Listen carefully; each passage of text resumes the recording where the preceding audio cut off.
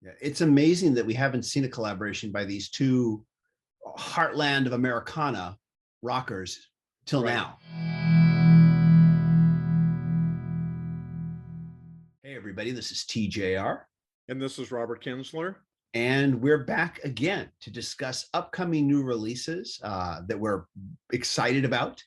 And today we will be discussing new releases upcoming by Nirvana, the Rolling Stones, Yusuf, the artist formerly known as Cat Stevens, Aimee Mann, Judas Priest, and Eric Clapton. And Robert, my friend, you're going to kick things off with Eric Clapton. Exactly. Well, yeah, a lot of exciting releases that are coming up. The first one, like you just mentioned, that I'm going to be talking about is Eric Clapton, who's going to be releasing The Lady in the Balcony, and then a colon there, Lockdown Sessions, which is coming on November 12th. So that's going to be here just over a month from now. And this is an intimate live performance that's going to be available on a number of formats. And you know, I can mention that it's going to be on vinyl, it's going to be on yellow vinyl, deluxe DVD. It's going to be like some kind of photo book, digital, you know, all kinds of formats. And I know you can go on Amazon and learn more about that. And what this is basically, this is going to be a collection of songs that he's had hits with, but they're being redone in kind of a more intimate arrangements. They're not, you know, strictly acoustic. He does have a band playing with him, but my understanding is that these are going to be different interpretations. I know offhand, I remember Nathan East, who's very well known as one of probably the world's most preeminent bass players, is going to be playing bass with him on that. He's known for being a member of the band Foreplay, but he's, you know, played with all kinds of people. But he plays with them, and you know, they're going to be doing a number of his best known songs, and they're also going to be doing songs that influenced him when he was starting out. I know they're doing some Peter Green era Fleetwood Mac tracks, and I think they're doing some blues tracks that he's also doing. So again, this is coming out in November, and I think we'll be probably getting some advanced tracks and learning more about that coming up, and I'm very excited by that. Very cool. Okay, so these will be all live performances then, right? I don't know if they're live. No, I think they are studio sessions, but they're just reinterpreted. I think that they're just, you know, revisited, kind of like probably, you know, and again, this is me saying this, not him, but maybe, you know, as an artist gets older, maybe they think about, hey, how would I, if I was doing these songs for the first time today, how would I present them? And I think that that's what happens here. I know among the tracks he's doing are After Midnight, Layla, Bell Bottom Blues, Tears in Heaven, Nobody Knows When You're Down and Out, Key to the Highway. He's doing a number of, like I said, original songs and covers. So nice. yeah, and I know that I just see it here too. The Peter Green era tracks he's doing include Black Magic Woman and Man of the World. So those are also going to be covered on the album. Wow. Okay. And now, when is this coming out? Approximately? It's coming out November 12th. Okay, very good. November 12th. Very nice. Very nice. Okay. I'm going to go ahead here then and talk about a set that is coming out by Judas Priest. This is a massive, and I can't stress the word enough, massive collection entitled 50 Heavy Metal Years of Music, exclusive box set, releasing October 12th, 2021. Now, brace yourself. Are you ready? Okay. The price. I'm going to get this out of the way first. This is the elephant in the room. The price is $479.98. Wow. Yeah. So I'm going to tell you what you get with this here. This is a 42 CD numbered limited edition box set, including every official live and studio album, plus 13 previously unreleased discs. Wow. Yeah, I'll give some details here. Yeah, I'm going to give some details. 3 previously unreleased original 24-track live recordings, a further 5 previously unreleased live stereo recordings from the archives, all previously released CDs remastered from the original audio by Alex Warden at Abbey Road Studios, London. I want to circle back to that word original audio. It doesn't say original master tapes, it says original audio. That makes me wonder, to quote Led Zeppelin. CDs housed in mini LP Japanese style wallets. Box set designed by longtime Judas Priest collaborator Mark Wilkinson. Includes Ross Halfin photos signed by each band member: Rob Halford, Glenn Tipton, Ian Hill, Richie Faulkner, and Scott Travis. It also includes numbered British steel metal razor blade. It says in parentheses, blunt, so you can't hurt anybody with it. Memorabilia book featuring rare photos, posters, adverts, and passes. Replica British Steel tour program. 2 replica tour posters from British Steel 1980 German tour and Defenders of the Faith 1984 European tour. This set, it appears to only be available on the band's website. This is massive. And I have to wonder, I mean, it's not something I'm going to get. I'll just say that right now, but I want to bring it up because, it's Judas Priest, number one. Yeah. But it's just such a massive collection. It's clearly like a kind of, this is kind of like the final statement on us. Yeah. I think is what it feels like.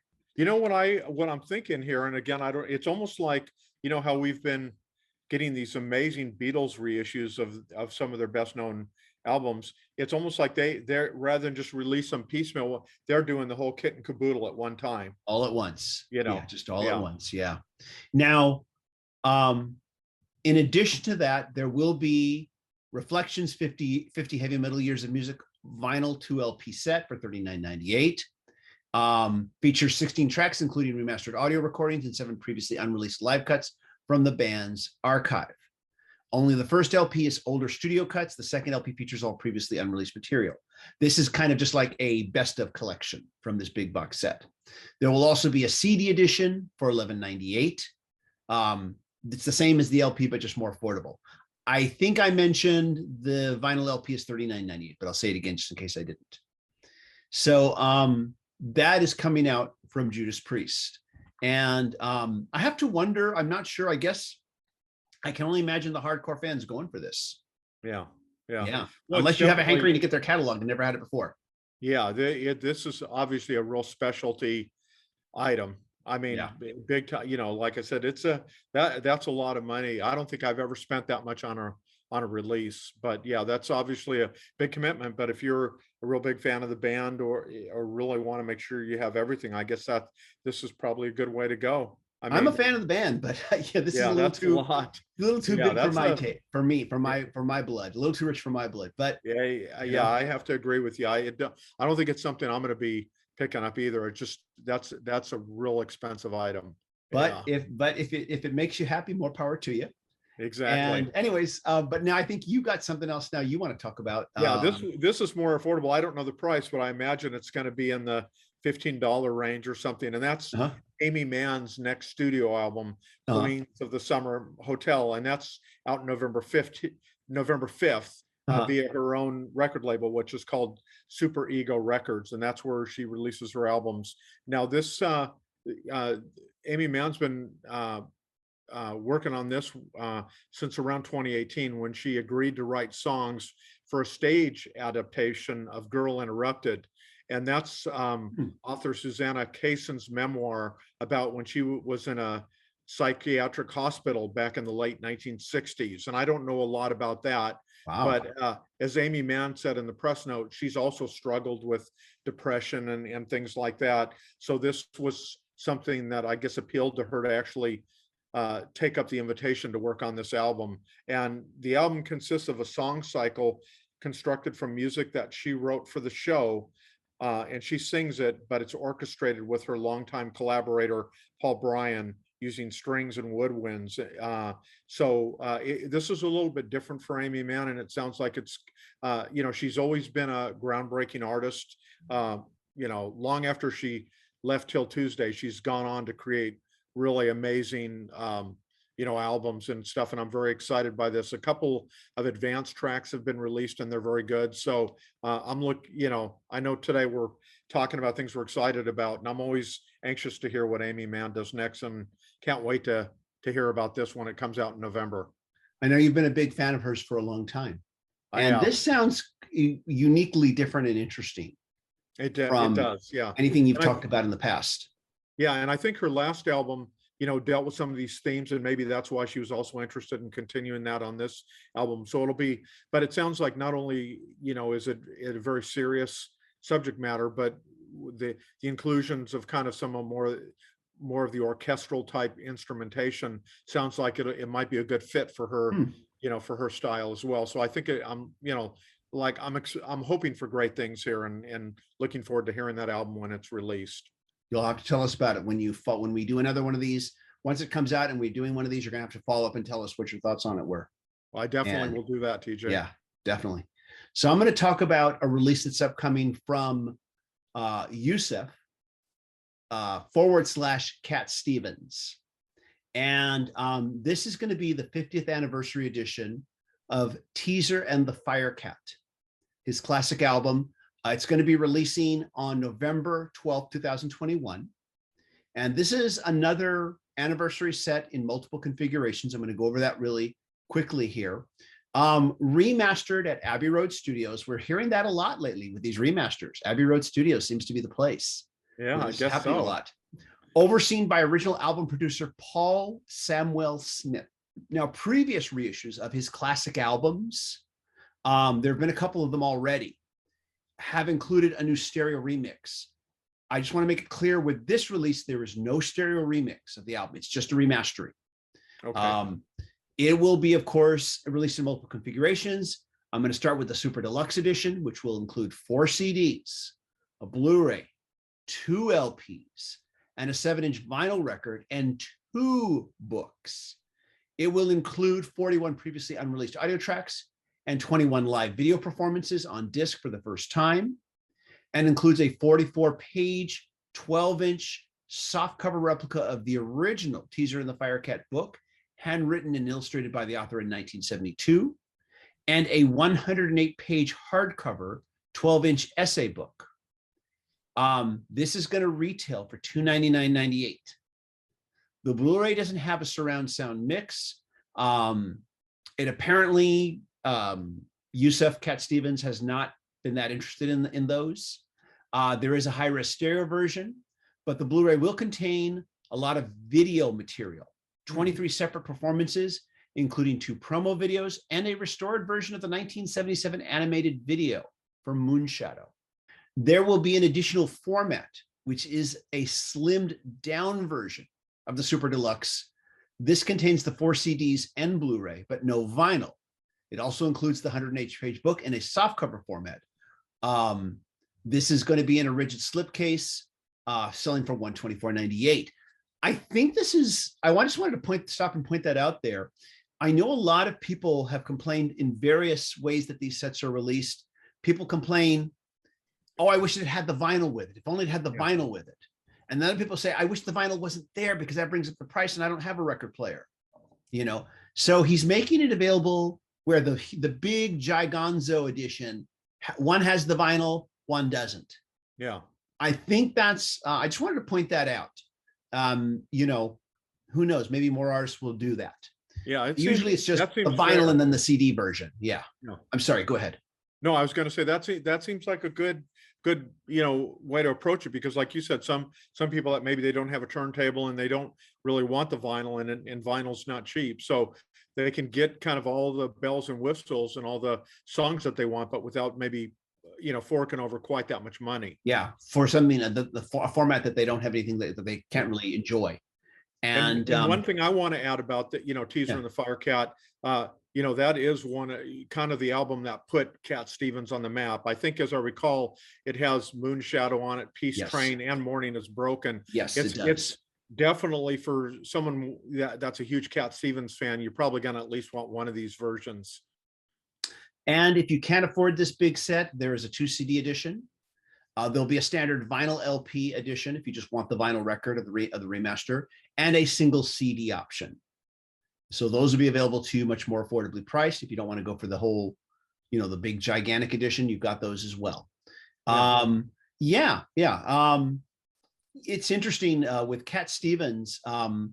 I have been kind of backwards in my discovery of his music. I actually bought the first Yusuf album when he returned to popular music because I was just curious, what is he going to do? Yeah. And it was a beautiful album that he released. And then he released another one that I thought was really nice too. And then he released a third one, which was my favorite, entitled I'm Not Here, which was the best, I thought, of his post his exile, where he didn't do any popular music for a while. Yeah, exactly. I thought it was the best of them. He's released a few since that I haven't heard, but that made me go back and start to explore his back catalog, because all I ever knew about him was his hits at that point. Yeah. So anyways, my journey with him has been kind of reverse, but better late than never, I guess. Yeah. So and I need to follow you, because I'm obviously very aware of all his hits, and I have enjoyed his music over the years, but I can't say that I'm an expert or don't know his catalog, very completely. So, who knows, maybe I should really invest in one of these. This might be a good place to start, because this is, definitely one of his masterworks here. Oh yeah. So I think next you want to talk about a certain tiny little band from England. Exactly. I think what we're going to do now is talk about the 40th anniversary editions, with an S, of the classic Rolling Stones album, Tattoo You, which was released back in 1981. So crazy to think that something that came out in 81 now has its 40th anniversary. But time is creeping up on all of us. Yeah, it definitely is. And what we can do is maybe focus just so, let's start at the with the big picture of why people might be interested in this. This is the album has now been remastered, and it's been expanded to include 9 unreleased tracks, including Living in the Heart of Love, which has been an advanced track, and I think probably all the Stones fans out there have heard it, so that there's some really good stuff here to hear. And there are a number of different versions. There's different price points. Maybe what we can do, and maybe the first is, let's say this is going to be out on October 22nd, so it's coming out less than a month from now, so you might want to get that wallet out and start saving the penny. But there's a deluxe 4 CD set, and let's talk a little bit about what's on that. Disc 1 has the new remaster of it. Disc 2 has Lost and Found Rarities. Disc 3 and 4 include Still Life, which, looking at the notes here, was a Wembley Stadium concert from 1982. So that was in support of that album. And, there's all kind, and I mean, like I said, you can go online, you can find all kind of details about this. They say the Lost and Found disc includes those 9 previously unreleased songs I talked about, and those are all from the period of the album's original release, and they've been newly completed and enhanced with additional vocals and guitar by the band. So kind of what they've done is gone back to probably those multi-track masters, and then they filled in the blanks, so to speak, to make them sound more complete. Maybe there were songs that were in development, they go, oh well, let's go with these other songs. So there's a 5 LP box set that looks like it retails as of now for about $162. There's a 2 CD set with the remastered album and the Lost and Found disc. That's only going to set you back about $20. There's a 2 LP set, which includes the remastered album and the Lost and Found disc on vinyl. That's going to set you back about $36. So there's, and then there's just a CD of just the original album alone, and that's only $10.79. So you can see that these editions run the gamut from very affordable to considerably more money, with a lot of bells and whistles. Very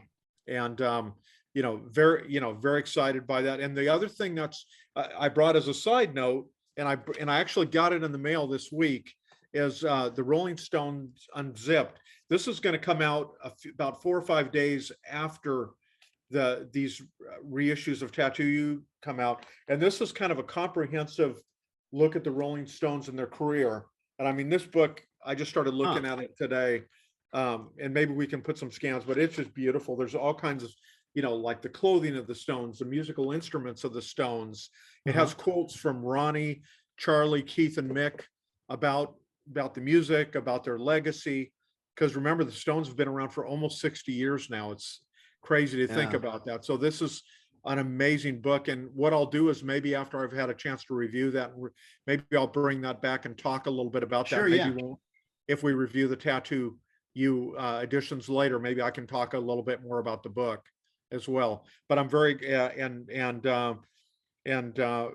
I was going to say the book it does retail for about $50, a hardcover edition, but includes 400 illustrations in color and black and white, and it's 288 pages. So it's a big book and really does cover a lot of the band's history and has new quotes from the band, including Charlie, because obviously he was around when they were preparing this book. So kind of bittersweet, but at least we get to hear from, the founding drummer of the Rolling Stones as well there.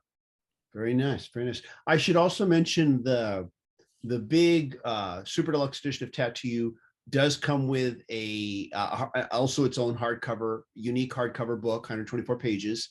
One thing that I noticed about that set as I was looking up, because I've already pre-ordered yesterday. I pre-ordered just the 2 CD version. Okay. That's enough for me. Okay. But I know it's going to be also coming with a bonus picture disc pressing of the album, which is, to me, it's coming with a vinyl record, a picture disc version, which it's the only thing about that set that puzzles me, because picture discs generally don't sound as good as a straight up vinyl record. And I guess it's just for the collectability of it. Yeah. But I think for the serious fans probably who like vinyl and like the Stones, that if they're going to go for that big set, they'd like it to be just a standard vinyl release. Colored vinyl's fine, but just picture discs tend to not sound as good. And, it's funny, TJ, when you're saying that, because in the book I was leafing through it earlier, and I can't find it right now, but there was a quote in there from Mick Jagger, and he said, people say with bands that it's all about the music. He said, of course it's not. And I'm paraphrasing him. It's not just about the music. It's about their persona, about their look and everything. And the Stones have always, from their branding with the, you can see it there, from the branding, they've been masters at that, at staying relevant and kind of keeping fans excited. Their concerts are not just concerts, they're events, and you got to give it to the Stones. I mean, you can argue about, are they the world's biggest rock and roll band, but I don't think you can ever count the Stones out. Even, they have they're going to finish the No Filter tour. They actually started earlier this week in St. Louis, and they're doing it as a tribute also to Charlie Watts. But yeah, the Stones have always been, their pop culture, their music, their songs are so amazing and they are so iconic, but there is something about the Stones that they appeal to a number of generations too as well. Oh yes, absolutely, just like the Beatles do. Multiple generations. Yes, definitely.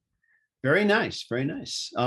So now you're talking about another significant anniversary edition, aren't you? Yes, I am. That brings me to the band Nirvana. We're getting a big 30th anniversary release. We're getting, of course, once again, multiple configurations. We're going to start with the 5 CD, 1 Blu-ray Super Deluxe Edition, coming out November 12th, 2021. Price on this one, roughly about $150. It contains 5 CDs showcasing the newly remastered album from the original analog tapes. Notice the difference in wording. Original analog tapes, which excites me, along with 4 complete concerts from the Nevermind tour, Additionally, a Blu-ray of the complete and newly remastered in HD Live in Amsterdam concert video is included, along with a 40-page hardcover book with unreleased photos. There will be an 8 LP plus 7-inch SD Super Deluxe Edition, retailing for about $260 roughly. And this will be everything that you got with the CD version, except you don't get the Blu-ray, unfortunately. You do get a 7-inch, which has some tracks, and of course you get the hardcover book too in that edition as well. There will be a 2 CD edition, which includes the remastered album and selections from the various live concerts. That's going to be about $20. There will be a 1 LP and 7-inch. That'll be the LP of the album, and the 7-inch mentioned in the vinyl deluxe set, Super Deluxe set. Myself personally, since they're remastering this from the original analog tapes, I'm going to go for the LP version, the single LP and the 7-inch. I'm going to be going for that versus any super deluxe editions. That's where my pre-order is going to be on that one.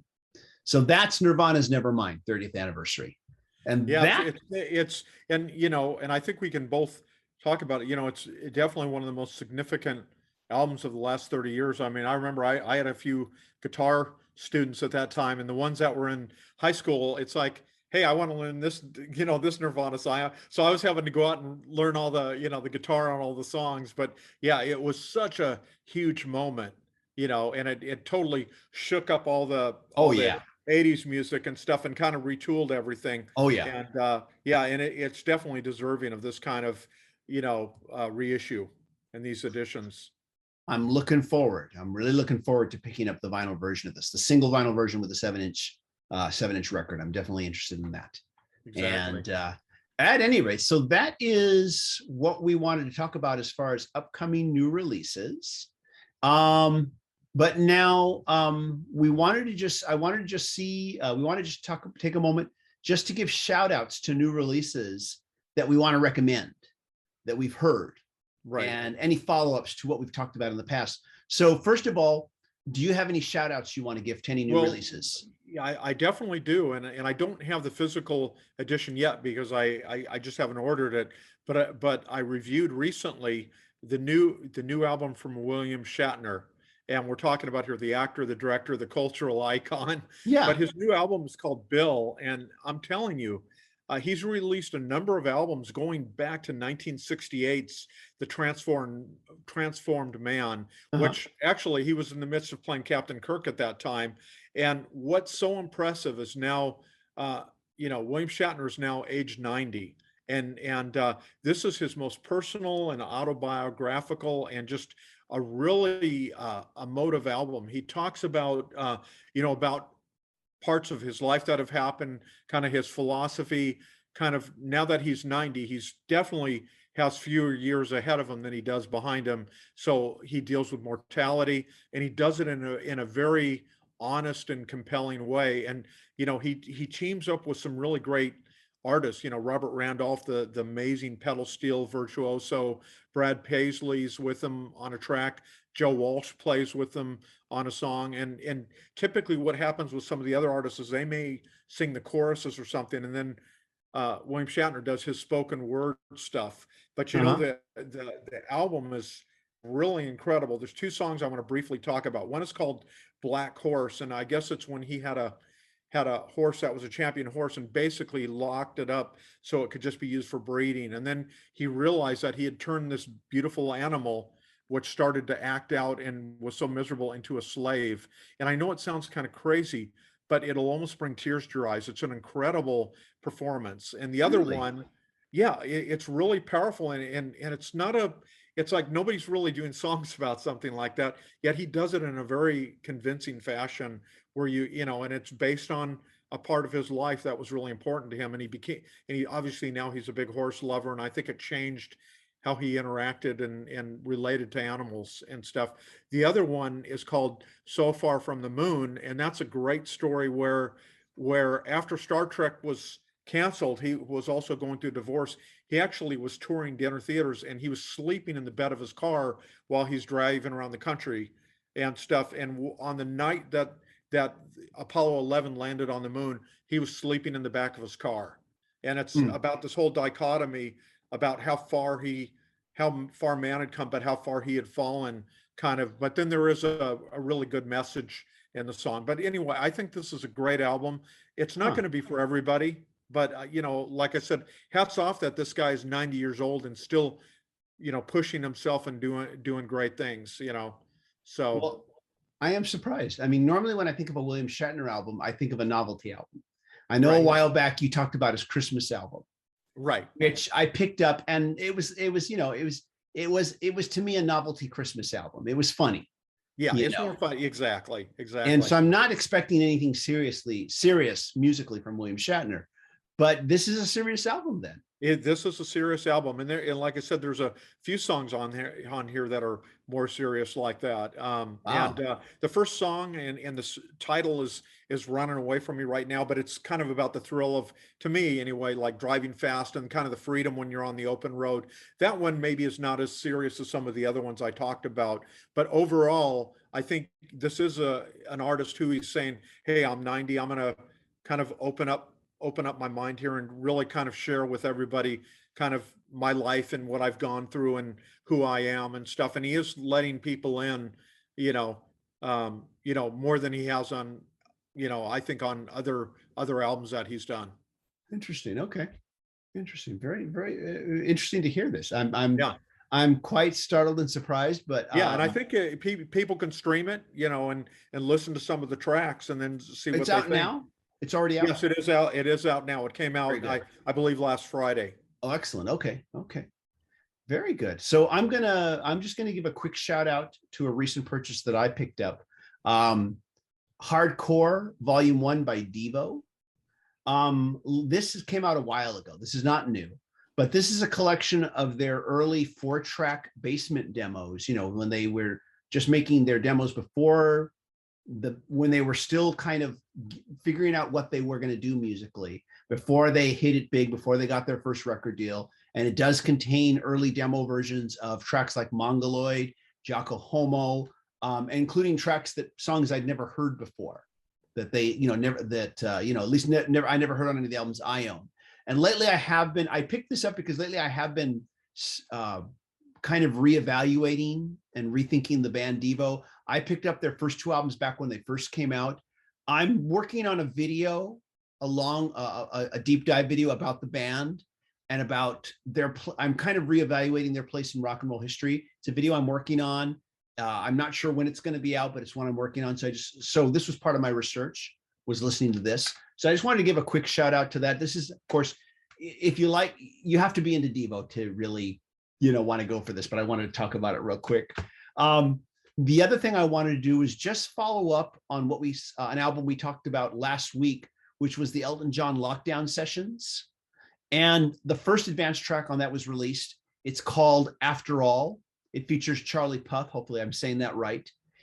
And so I listened to this track. Elton's actually kind of taking a little bit of a back seat here with this track. And I wonder if he's going to do it with the other ones too, because he said, I'm a session musician again with this album. I'm a session musician. He's kind of taking a back seat. So when the album starts, you hear Elton's playing, and you can tell it's him playing. It's just his style. It's a really nice, smooth chord progression. You hear Charlie Puth, he's auto-tuned. And then Elton comes in and he's auto-tuned as well. And this is, of course, an immediate turnoff for me, the auto-tuning. I don't like this.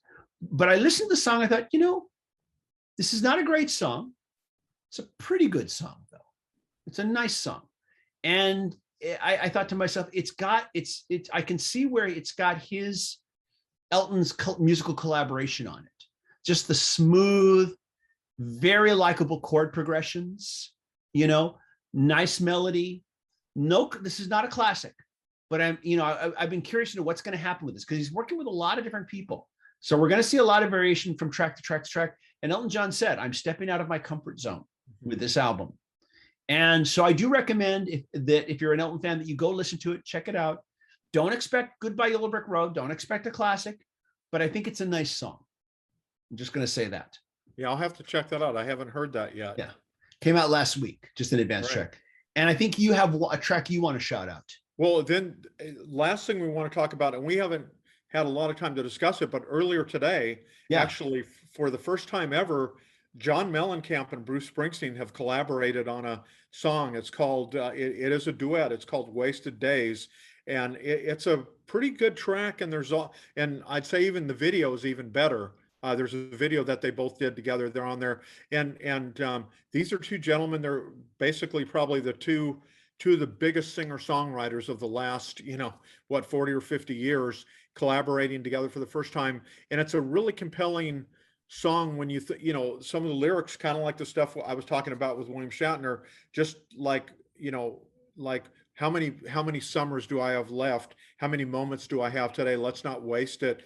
And, it's something that resonates with me. I know well over half my life is behind me. So, I do think about, hey, I don't want to waste any time. If there's someplace I want to go, hey, I better book a trip and go there, kind of thing, because you Yeah. do want to take advantage. If there's something you want to listen to, an artist you want to go see them, and Yeah. stuff like that. But yeah, I think it's a good song. I want to live with it a few more days, but and I believe it's going to be off John Mellencamp's next album, which is as of yet untitled. And according to the press notes I was sent, it's going to be released in 2022. Yeah. It's amazing that we haven't seen a collaboration by these two heartland of Americana rockers till Right. now. It seems like an obvious thing, yet it hasn't happened till now.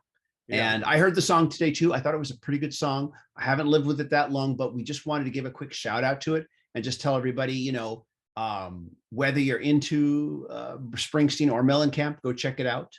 Go listen to it. And you can just go to like YouTube and search, Yeah. if all you do is put in Wasted Days, and I think it should come, and you can watch the video, and it's very well produced. It features the both of them, and you can see that they're having fun performing together too. There seems like a real warmth to the song and to their relationship, and it's great. As a longtime fan of both artists, it's really neat to see them working together. Very cool. Yeah, I haven't seen the video yet, but I heard the song today. And yeah, I said, okay, once we both, I knew you had heard it too. Okay, let's just really quickly give a shout out to it. Yeah. So awesome. So that's it for this particular segment then. Let us know what you think. What do you think of these new releases that are coming out?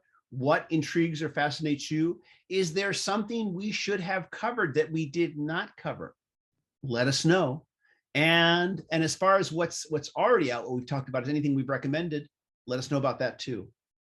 And as always, if you like what's going on here, be sure to click like, click subscribe, hit the bell notification icon so you never miss a video. And also want to give a big shout out and thank you to the patron supporters who are helping to support the channel. If you'd like to be a patron supporter, please go to patreon.com/TJR the original. If you can't be a patron supporter, you can show your support by just clicking like and sharing these videos on your social media. And everybody, thank you so much for watching. We both hope you stay safe and healthy. Take care. Bye-bye. See you later, everybody.